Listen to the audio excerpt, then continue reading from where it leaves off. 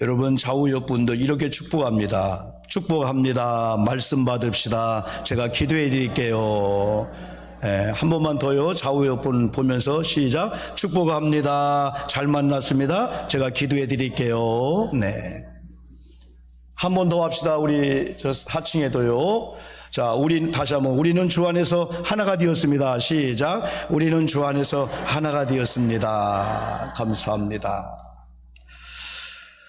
지금 우리는 부활절로 세 번째 주일을 맞이하여 부활의 메시지인 생명과 평안의 복음을 붙잡고 살고 있습니다.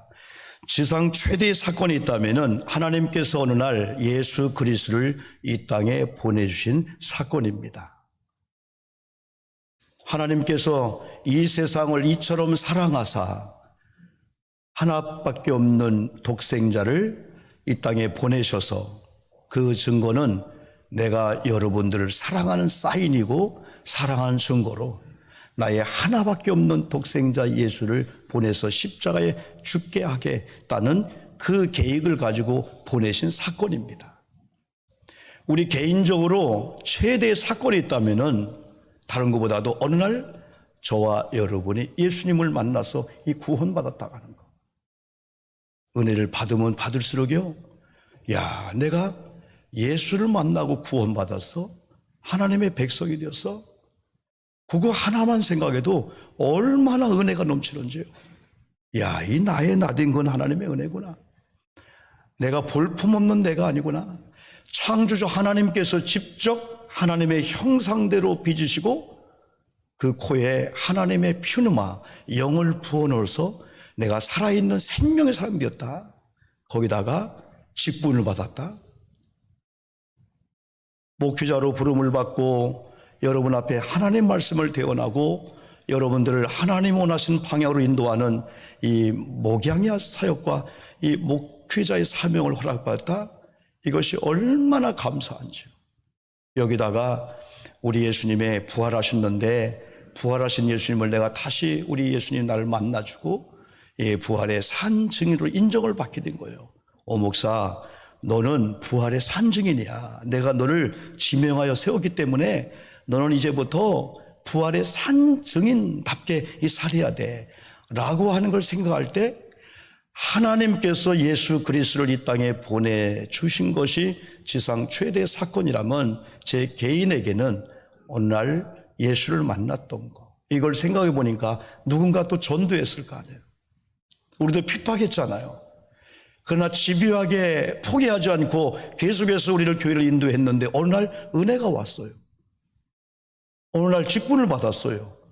이제는 주님을 위해서 몸된 교회를 위해서 내 목숨까지도 바칠 정도로 그런 좋은 신앙이 되었어요.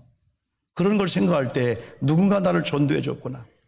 그러면서 아직 어릴 때에 장성한 여기까지는 그래도 부모님들의 신앙에 배려가 있었다고 하는 거.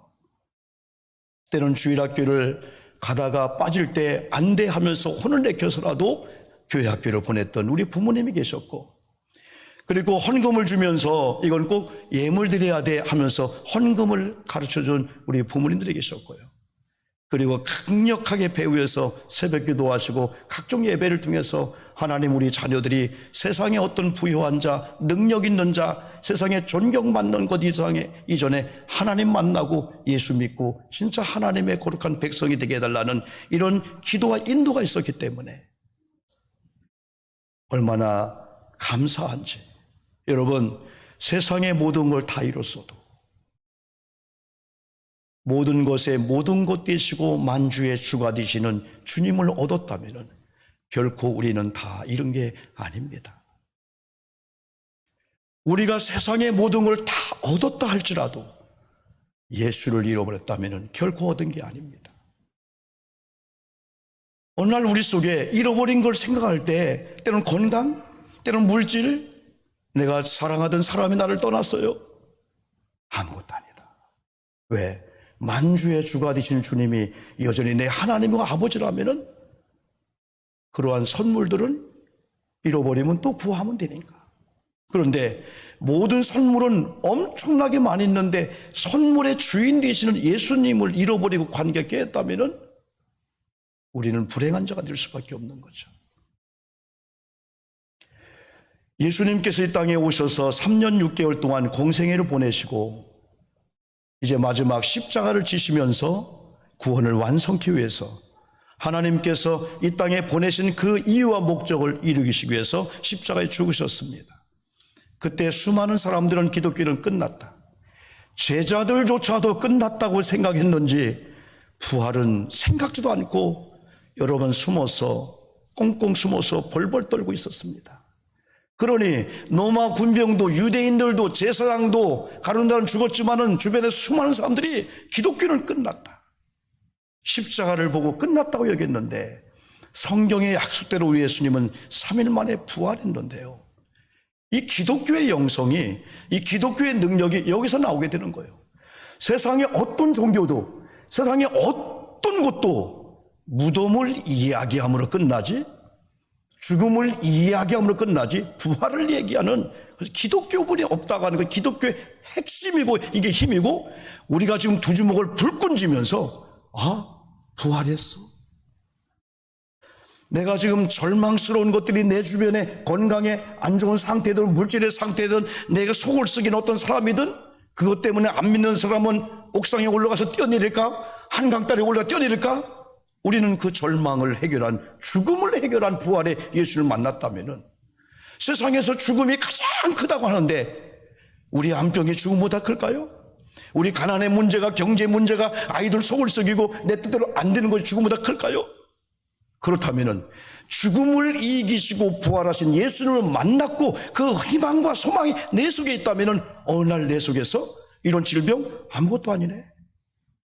여러분, 사람은 내가 몸이 불편하고 가난하고 아픈 것을 잊어먹는 어떤 사건이 있을 때 내가 아팠었나?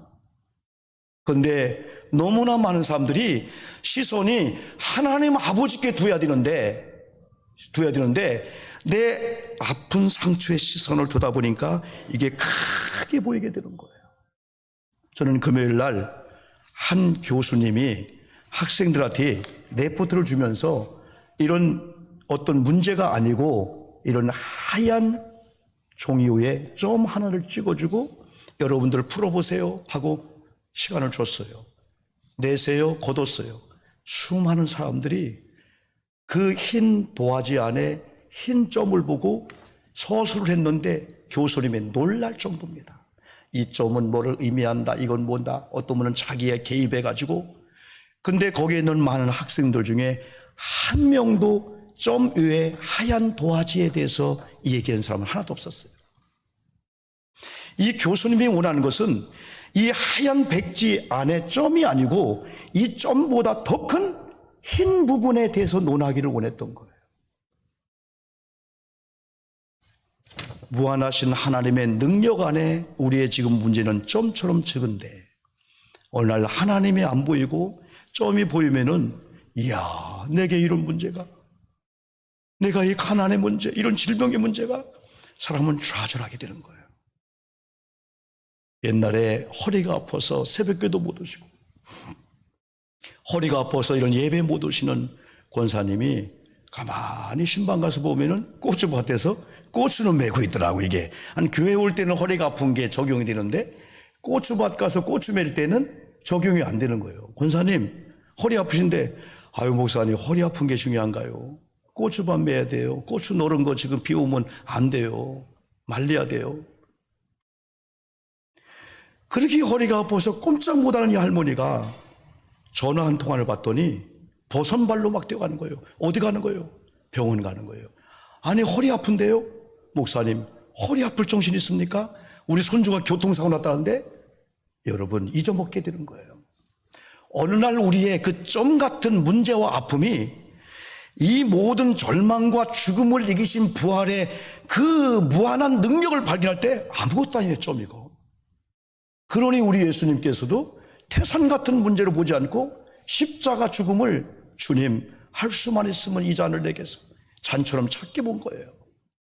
오늘 부활의 예수를 만난 저와 여러분들이 부활의 소망을 가지시고 여러분을 절망케 하는 절망을 부활의 예수님이 절망케 한 줄 믿습니다. 절망할 이유가 하나도 없습니다.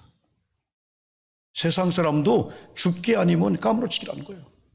그렇게 살고 있는데 부활의 예수를 만난 우리들이 예수님이 이 땅에 오신 사건이 지상 최대의 사건이고 내가 예수를 만나는 것이 내 일생의 최고의라고 고백하면서 부활의 예수를 만난 우리들이 세상 사람들이 교회도 똑같아, 믿는 사람은 똑같아 라고 한다면 안 되잖아요.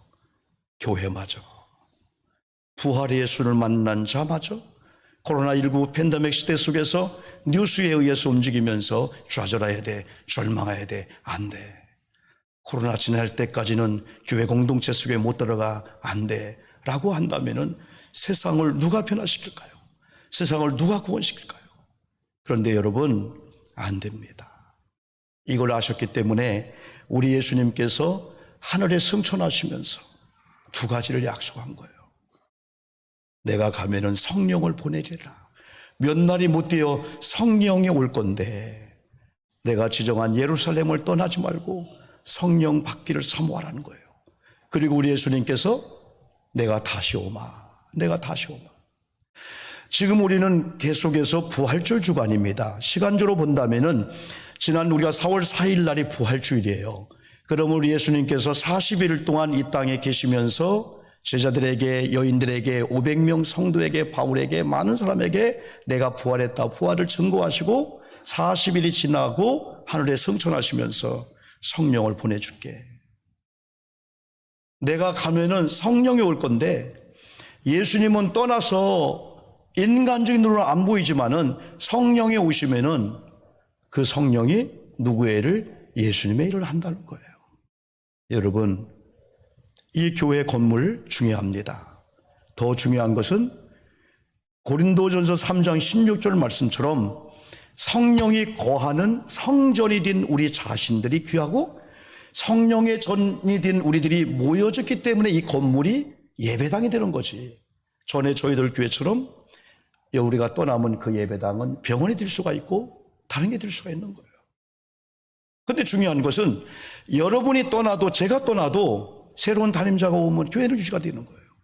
다시 말하면 예수님이 가시면서 복음은 끝난 게 아니고 성령이 오셔서 예수님의 일을 한다는 거예요. 그러므로 항상 우리는 어떻게 하면 복음을 위해서, 어떻게 하면 교회를 위해서, 하나님의 영광을 위해서 유익하게 할까라고 하면은 그때부터 내가 있는 시간, 하나님이 지정한 그 시간만큼은 진짜 목숨 걸고 주님을 사랑하는 마음을 가지고 교회를 섬길 수가 있고 우리가 신앙의 자리를 여러분 지킬 수가 있습니다.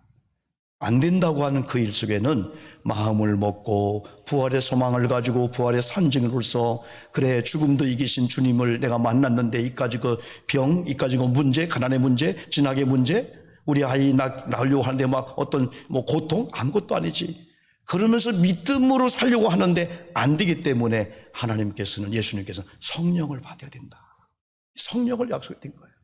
여러분, 하나님의 거룩한 성령이 우리 속에 오시면은 이 성령께서 예수님의 일을 하고 하나님의 일을 하는데 때로는 우리가 인지를 못해도 의식을 못해도 성령은 우리 속에 일단은 오시는데 여러분과 제가 성령님이 오시면 성령님을 손님으로 모시는 게 아니고 성령님을 우리 집의 주인 모시면은 성령은 인격적이면서 하나님의 영이기 때문에 하나님이 원하시는 방향으로 하나님이 원하시는 이유와 목적으로 살도록 나를 만들어 주실 줄 믿습니다.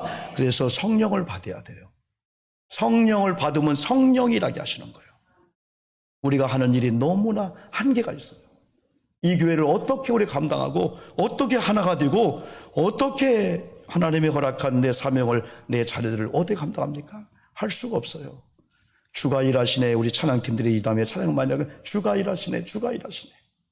우리가 주를 신뢰하고 주님께 시선을 고정시키고 우리 교회가, 우리 가정이, 우리의 문제 속에 주님이 내가 일 좀 해야 되겠다라고 할 정도로 하나님을 감동시키면 하나님이 작업을 하시면요 한순간 막힌 건 2년이고 5년이고 10년이지만은 하나님이 한 번 손대면은 순간적으로 이 변화가 되고요. 간증이 주요될 수 있다는 이 한 가지 사실입니다. 그러면서 초대교회 원리를 보면은요, 초대교회는 첫 번째가 뭐냐면 예수님께서 마지막 주신 그 약속의 말씀을 붙잡았습니다. 그 약속의 말씀이 복 받으라는 게 아닙니다. 집을 지라는 게 아닙니다. 자녀 양육하고 이 코로나 가운데 어떻게 하면 극복하고 이기고 동선에 안 걸리고 확진에 안 걸리는 거 연구하라. 그게 아니었습니다. 장관 박사가 되라. 그게 아니었습니다. 성령을 받으라 라고 하는 이 약속을 붙잡고 또 예수님이 지정한 예루살렘을 떠나지 않고 그들이 전혀 기도에 힘쓰다가 성령의 충만함을 받았고 그때야 비로소 그들이 움직였는데 이 신앙은 뭐냐? 하나님이 지정한 장소를 떠나지 않고 이건 뭐냐면 성령 받기 전에는 하나님의 말씀의 능력이 입히기 전에는 가지 말라는 거예요. 성령을 앞세우고 말씀을 앞세우고 성령을 내가 끌고 다니고 말씀을 끌고 다니고 내 상황의 윤리, 상황의 논리에 따라서 하지 말고 성령을 앞세우고 성령이 이렇게 감동을 주면은 감동대로 살라는 거고 말씀이 인도할 때니까 말씀의 인도를 받으면 승리한다는 거죠. 이게 바로 약속의 말씀을 붙잡고 지정한 예루살렘을 떠나지 않고 그들이 오로지 기도에 힘썼을 때 성령이 임했던 거죠. 오늘 저희들의 기도 제목은 하나님 오늘 이 시간에 말씀 듣고 기도 찬양하다가 다시 한번 성령으로 나를 충만하게 도와 주시옵소서 기도해야 돼요. 성령의 인도를 따라서 여러분 구약의 시대 광야 시대 속에서 한 가지 그들이 이길 수 있는 비결은 모세의 입을 보는 거예요. 하나님의 어떤 말씀 떨어질까? 그리고 이미 성막을 통해서 이제는 성막을 중심으로 성막을 뜯어라 하면 성막을 뜯고 성막을 다시 지으라 하면 성막을 먼저 짓고 12지파가 동서남북으로 자기 집을 졌어요. 다시 모세를 통해서 뜯어라 옮겨라 하면은 모세가 옮겼는데 중요한 건 모세는 그들 앞에 하나님이 불기둥과 구름기둥으로 인도했고 그들 앞에 법궤를 먼저 주게 된 겁니다. 먼저 제사장들이 하나님의 법궤를 미고 또 모세를 따라서 불기둥과 구름기둥의 인도를 따라가기만 하면은 광야도 지나갔고요. 요단강도 건너갔고요. 승리할 줄 믿습니다. 하나님이 하시는 거예요. 하나님이 하시는 거예요. 그러면은 성령을 받으면 우리는 그냥 가만히 아닙니다.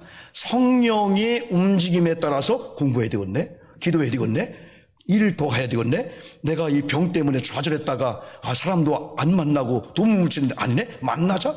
그러다 오늘 내가 아픈 것도 잊어먹고 전도하다가 내가 아팠었나? 여러분 놀라운 하나님의 은혜를 우리가 경험할 수가 여러분 있습니다.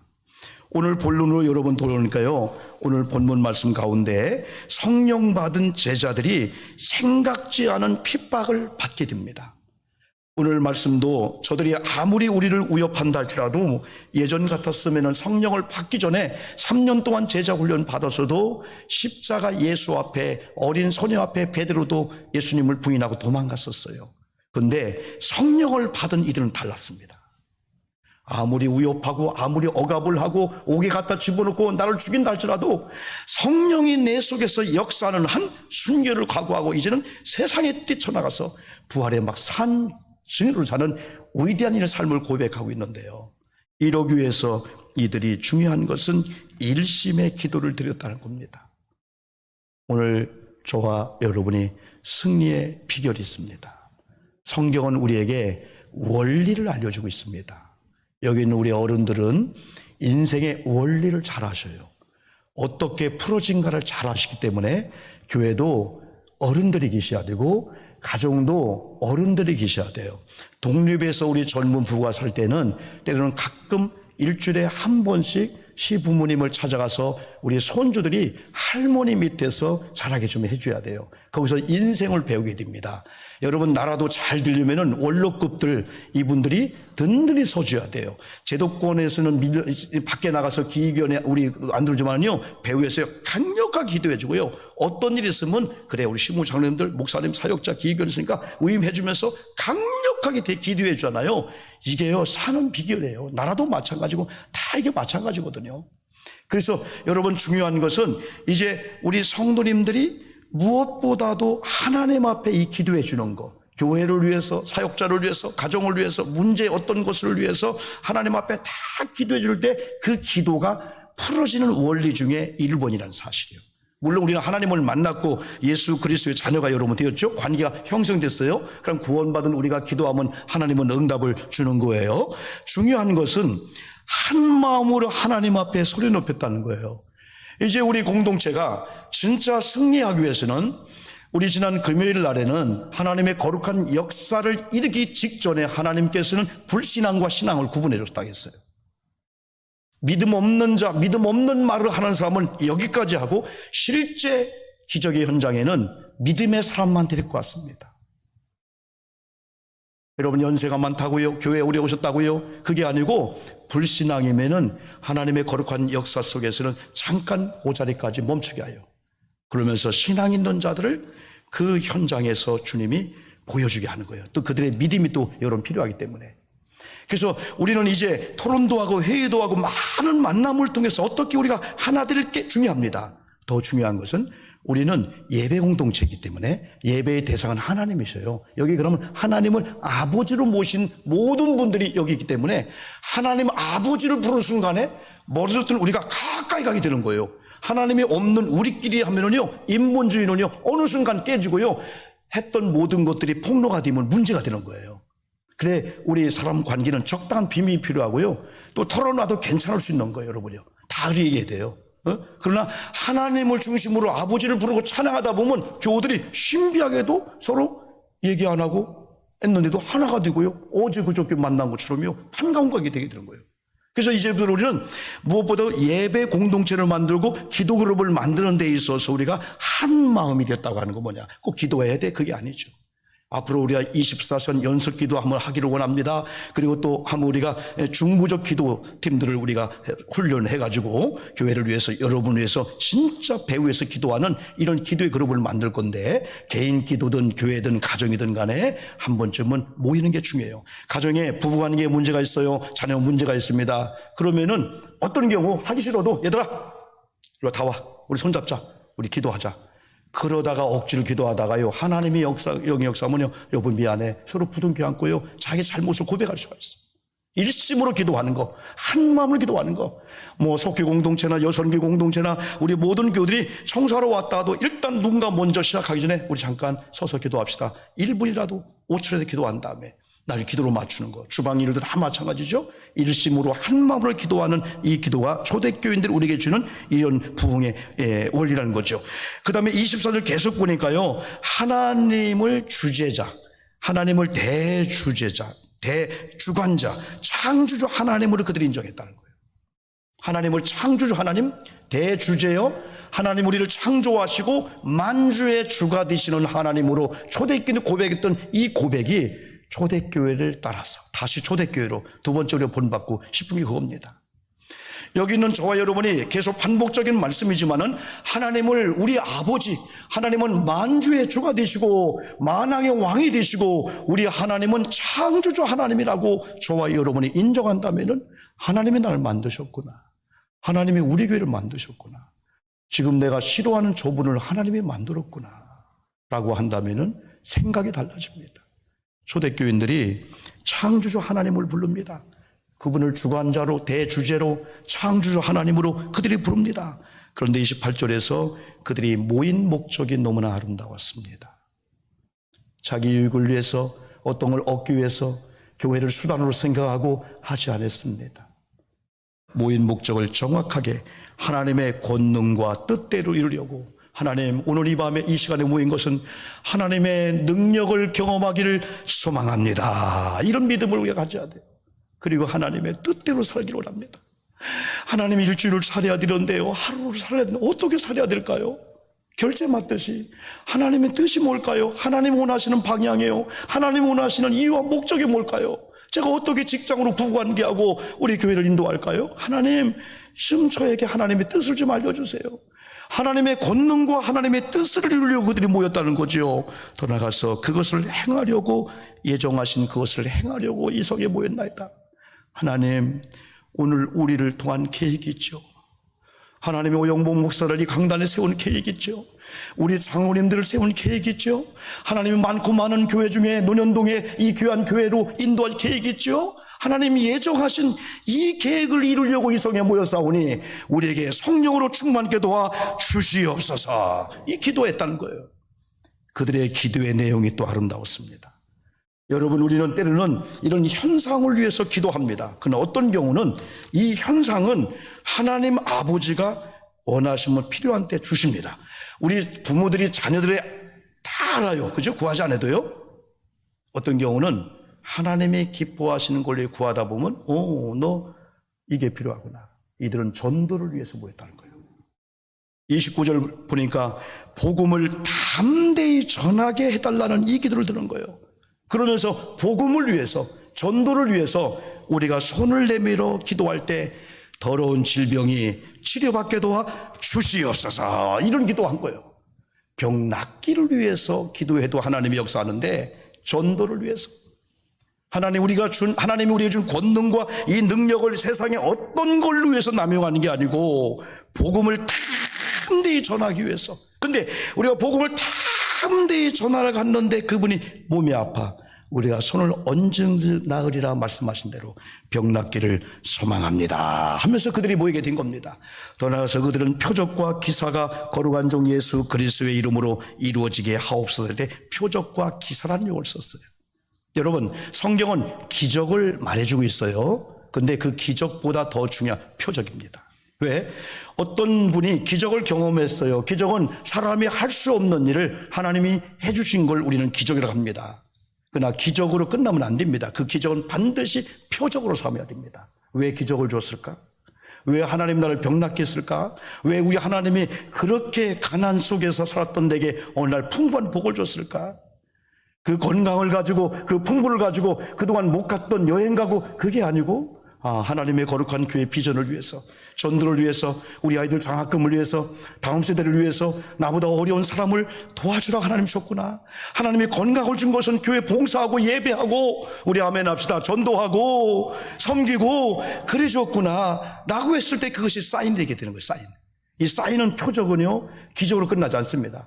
하나님 우리 기적을 주는데 왜 많은 사람이 실패하냐면 기적을 경험하고 떠난 거예요. 하나님을 떠난 거예요. 고침받았네, 나 해결됐네. 근데 이 기적이 표적이었구나. 하나님이 누구보다도 내게 더 은혜를 주고 이런 기적을 준 것은 하나님 뭔가 복음을 위해서, 남을 위해서, 이웃을 위해서, 더 아파하고 있는 사람들을 위해서 가서 좀 생명 싸게로 보호하듯이 권사님, 집사님 하면서 그냥 말 안 해도요 토닥토닥 해주고요, 제가 기도하고 있어 장모님.